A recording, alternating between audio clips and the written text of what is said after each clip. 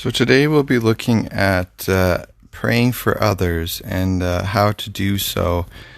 And this is by Alvin Vandergriend. And I would strongly encourage you all to pray for others, as that is what we are encouraged to do in the Bible. And I myself have a prayer journal that I keep track of people who need prayer and the things that they need prayer for. And we need to be doing that on a regular basis here. So this first one here is, what is intercession? And the verse that they use is Luke 11:5-8. Then Jesus said to them, "Suppose one of you has a friend, and he goes to him at midnight and says, 'Friend, lend me 3 loaves of bread, because a friend of mine on a journey has come to me, and I have nothing to set before him.' Then the one inside answers, 'Don't bother me, the door is already locked, my children are with me in bed. I can't get up and give you anything, I tell you.'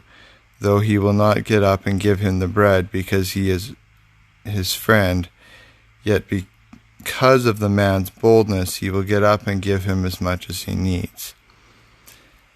When we move from petition, praying for ourselves, to intercession, praying for others, we are shifting the focus of prayer. We need to pray for ourselves so that we may receive all that God intends us to have. We also need to pray for others as an act of self-giving love. The dictionary defines intercession as acting between two parties, begging or pleading on behalf of another, and mediating.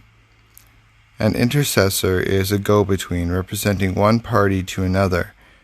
In intercession, believers go before God and make requests on behalf of others. Jesus' story about the friend in the middle portrays the role of the intercessor.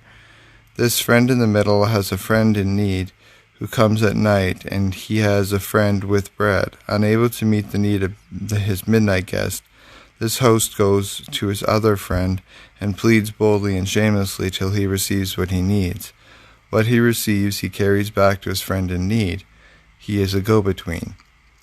The position of the friend in the middle is the position of an intercessor, who pleads with one who has much on behalf of one who has nothing. In other words, intercessors labor before God with the friend with bread, and plead with him on behalf of those who need the bread of heaven. In the ongoing work of God, intercessory prayer is of prime importance. People desperately need our intercessory prayers. Many people are hurting. Many families are dysfunctional. Many churches are stagnated. Many neighbors are living lonely, isolated lives. The majority of people in North America do not have saving knowledge of Jesus Christ, and they need far more than we are able to give them.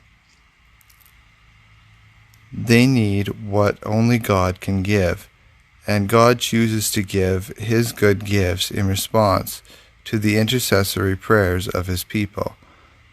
That's where we come in. We can be friends in the middle to God's lost and hurting world. Who in your family, church, or neighborhood is like a friend who came at midnight? What kind of help do they need that is beyond your ability to give? What are you willing to do to see that they get what they need from God? Praise God as the all-sufficient giver of every good gift. Confess any failure on your part to intercede faithfully on behalf of needy persons around you. Commit yourself to labor before God on behalf of your family, friends, neighbors, fellow workers, church members, and others. Intercede right now on behalf of one or more needy persons whom God is bringing to mind. Make a list of persons for whom God would have you intercede on a regular basis.